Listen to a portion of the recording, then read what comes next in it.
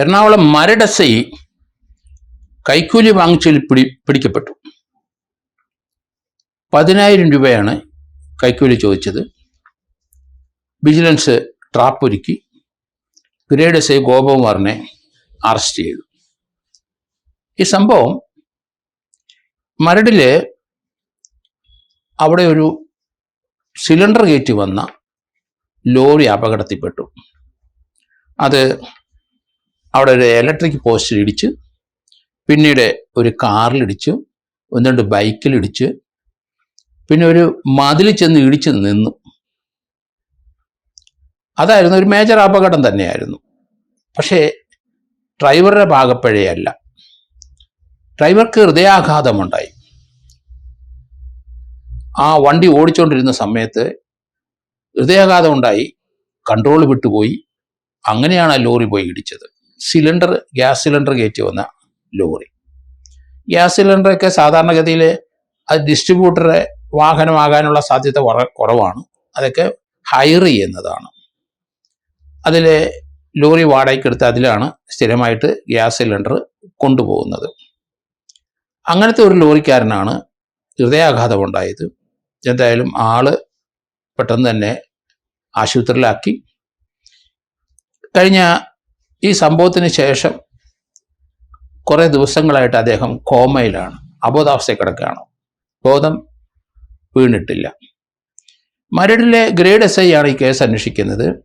അദ്ദേഹം പറഞ്ഞു, ലോറി വിട്ടു തരാം, നിങ്ങൾ വരൂ. കഴിഞ്ഞ 27-ാം തീയതി ബുധനാഴ്ച ഇദ്ദേഹം വലിയ പ്രതീക്ഷയോടെ, കാരണം ലോറി ഇപ്പോൾ ഓടുന്നില്ല, വേറെ ആരെ കൊണ്ടെങ്കിലും ലോറി ഓടിപ്പിക്കണം. ലോറി വിട്ടുതരാമെന്ന് വിചാരിച്ചപ്പോൾ ലോറിയുടെ ഉടമ സന്തോഷത്തോടെ അവിടെ ചെന്നു. ഗ്രേഡ് എസ്.ഐയെ കണ്ടു, ഗോപകുമാറിനെ. അദ്ദേഹം പറഞ്ഞു, ലോറി വിട്ടു തരണമെങ്കിൽ 10,000 രൂപ തരണം, അല്ലെങ്കിൽ വിടാൻ കഴിയില്ല. അദ്ദേഹം പറഞ്ഞു, സാറേ ബുദ്ധിമുട്ടാണ്, ഞങ്ങൾക്ക് സാമ്പത്തിക ഭയങ്കര ബുദ്ധിമുട്ടുള്ള ആണ്, അത്ര പൈസ ഒന്നും തരാൻ പറ്റില്ല സാറേ, അല്ലെങ്കിൽ അത് വിട്ടു തരാനും കഴിയില്ല, അതിവിടെ കിടക്കും, നിങ്ങൾ ആലോചിച്ചിട്ട് വാ. അത് 27-ാം തീയതി ബുധനാഴ്ചയായിരുന്നു ഈ സംഭവം. 10,000 രൂപ എങ്കിലും മിനിമം, ഏറ്റവും കുറഞ്ഞതാണ്, കൺസെഷൻ റേറ്റ് ആണ് അത് പറഞ്ഞത്, അല്ലെങ്കിൽ 50,000 രൂപയൊക്കെ ചോദിക്കും. പക്ഷെ 10,000 രൂപ തന്നാൽ മതി, വിട്ടുതരാം. അപ്പോൾ അതിന് അസൗകര്യമാണ് സാറേ, സാമ്പത്തിക ബുദ്ധിമുട്ടിലാണ് അയാൾ. ആ ഡ്രൈവർ തന്നെ ഇപ്പോൾ അബോധാവസ്ഥയിലാണ്, രൂപ എത്ര ഹോസ്പിറ്റലാവും. അതുകൊണ്ട് സാറേ അതൊന്നും തരാൻ പറ്റില്ല, ചെറിയ എമൗണ്ട് വേണേൽ തരാം എന്നുള്ള രീതിയിൽ അത് നടക്കില്ല. 10,000 മിനിമം കിട്ടിയെങ്കിലേ വിടാൻ ഒക്കുള്ളൂ. നിങ്ങളൊരു കാര്യം ചെയ്യും, അത് ബുധനാഴ്ചയാണ് ഈ വിളിച്ചു വരുത്തി വണ്ടി വിടാനായിട്ട്, 27-ാം തീയതി. തിങ്കളാഴ്ച വാ, പൈസ ആയിട്ട് തിങ്കളാഴ്ച വാ, നമുക്ക് അന്നേരം വിടാം, അതൊരു വണ്ടി ഇവിടെ കിടക്കട്ടെ. ഏതായാലും തിങ്കളാഴ്ച വന്നു. സാറേ ഒരു നിവൃത്തിയില്ല, സാമ്പത്തിക ബുദ്ധിമുട്ടിലാണ്, ഞങ്ങളാകെ അയാളുടെ ട്രീറ്റ്മെൻറ്റ്, അയാൾ ഇപ്പോഴും അബോധാവസ്ഥയിലാണ്, സാറ് അത്രയൊന്നും തരാൻ പറ്റുള്ളൂ, സാറ് ഒരു കൺസെഷൻ കാണിക്കുക, എന്തെങ്കിലും ചെറിയ തുകയാണ് ഞങ്ങൾ തന്നിട്ട് പോകാം. അതൊന്നും നടക്കാൻ പോകുന്നില്ല, വണ്ടി വേണോ, മിനിമം ആണ് 10,000. ഗ്രേസ് ഡേ ഗോപകുമാർ അത് പറഞ്ഞു വിട്ടു, നിങ്ങൾ നാളെ വാ, 10,000 ആയിട്ട് നാളെ വന്നിട്ട് വണ്ടി ഇറക്കിക്കൊണ്ട് പോകും. 10,000 കൊടുക്കാതെ കാര്യം നടക്കില്ല എന്ന് ലോറിയുടെ ഉടമയ്ക്ക് മനസ്സിലായി. പിന്നെ ഒന്നും ആലോചിച്ചില്ല, വിജിലൻസ് DYSP കണ്ടു, അവര് 10,000 രൂപ കൊടുക്കാൻ പറഞ്ഞു. അതിന് വിജിലൻസിൽ ഇയാളുടെ മൊഴി പകർത്തി ഒരു FIR ഇട്ടു. 10,000 രൂപ വിജിലൻസ് അവിടെ പൊടിയൊക്കെ തേച്ച് കൊടുത്തു വിട്ടു. ഗോപകുമാർ സന്തോഷത്തോടെ 10,000 രൂപ ഇയാളുടെ കയ്യിൽ നിന്ന് വാങ്ങിച്ചു. അപ്പോൾ തന്നെ പിടിയും വീണു. വിജിലൻസ് കെണിയൊരുക്കി കൃത്യമായിട്ട് അത് ഓപ്പറേറ്റ് ചെയ്തു. ഇതുപോലെയുള്ള കൈക്കൂലിക്കാരന്മാരെ എടുത്ത് അങ്ങനെയല്ലേ പെരുമാറാനൊക്കെ ഉള്ളൂ. ഇയാൾ ഗ്രേഡ് SI ആണ്, നല്ല പ്രായമുണ്ട്, റിട്ടയർ ചെയ്യാറായി, 1-2 വർഷം കാണുമായിരിക്കാം.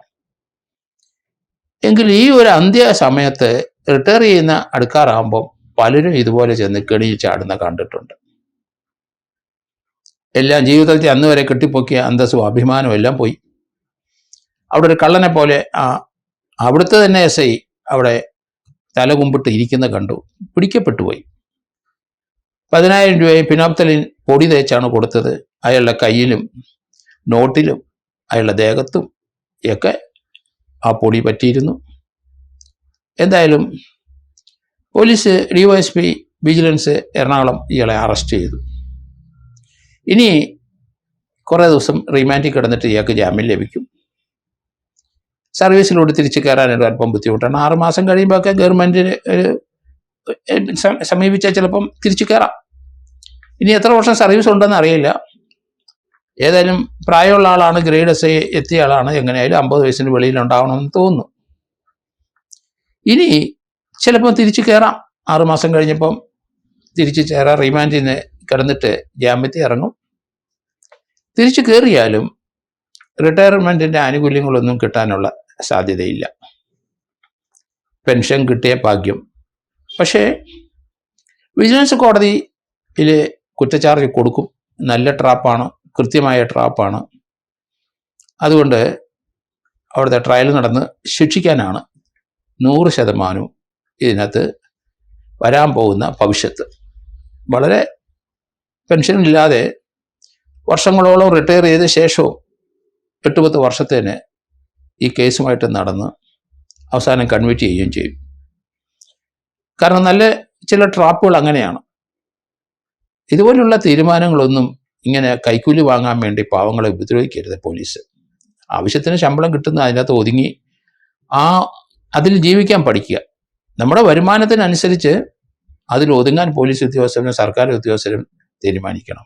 മറ്റുള്ളവരൊക്കെ കൈക്കൂലി വാങ്ങുന്നവരൊക്കെ ചിലപ്പം പിടിക്കപ്പെടാതെ വലിയ കോസ്റ്റ്ലി ആയ കാറിലും വലിയ കുടുംബം, വലിയ വീടുകളും ഒക്കെ വെച്ച് ജീവിക്കുന്ന കാണുമ്പോൾ ഈ ഉദ്യോഗസ്ഥൻ്റെ ഭാര്യയും മക്കളും ഒക്കെ പറയും, അവരൊക്കെ ജീവിക്കുന്ന കണ്ടില്ലേ, അതുപോലെ നമുക്ക് ജീവിക്കണ്ടേ എന്നൊക്കെ പറഞ്ഞ് പ്രേരണ ചെലുത്തും, കുഴിയിൽ ചെന്ന് ചാടും.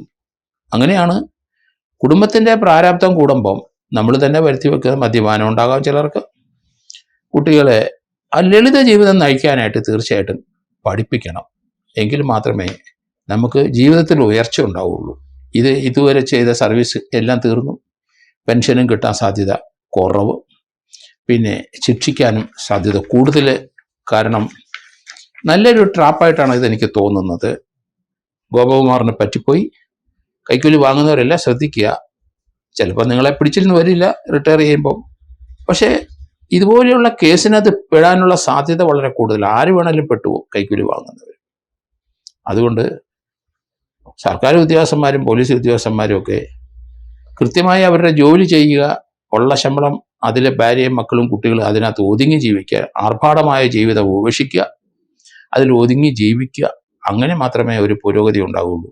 ഇല്ലെങ്കിൽ പെൻഷൻ പോലും കിട്ടാതെ ഇതുപോലെയുള്ള വൈതരണി ചെന്ന് ചാടും. അതുകൊണ്ട് ഇത് കേൾക്കുന്നവർ തീർച്ചയായിട്ടും ഏത് ഉദ്യോഗസ്ഥനായാലും സർക്കാർ ഉദ്യോഗസ്ഥനായാലും കൈക്കൂലി വാങ്ങുന്നതിൽ പിൻവാങ്ങണം. അത് തന്നെയല്ല, കുടുംബത്തിന്, കുട്ടികളെ തങ്ങളുടെ വരുമാനം ഇത്രയേ ഉള്ളൂ എന്ന് ബോധ്യപ്പെടുത്തി അതിനകത്ത് അവരെ കൂട്ടി സഞ്ചരിക്കാനിവിടെ പഠിക്കണം. വളരെ ലളിതമായ ജീവിതവും ആർഭാടരഹിതമായ ജീവിതവും അതിൻ്റെ വരുമാനം അനുസരിച്ച് ഇത്രയേ ഉള്ളൂ എന്ന് മനസ്സിലാക്കുമ്പം അതിലിട്ട് ഒതുങ്ങാനായിട്ട് ആ ഉദ്യോഗസ്ഥൻ മാത്രം പോരാ, അയാളുടെ ഭാര്യയും മക്കളൂടെ അതിനകത്ത് ഒതുങ്ങണം എന്നാണ് ഞാൻ പറയാം. അങ്ങനെ ഒരു നല്ല ജീവിതം മുന്നോട്ട് പോയാൽ ഒന്നും പേടിക്കണ്ട. ജീവിതത്തിൽ സുഖപര്യവസാനം ഉണ്ടാവും എന്നാണ് ഞാൻ കരുതുന്നത്.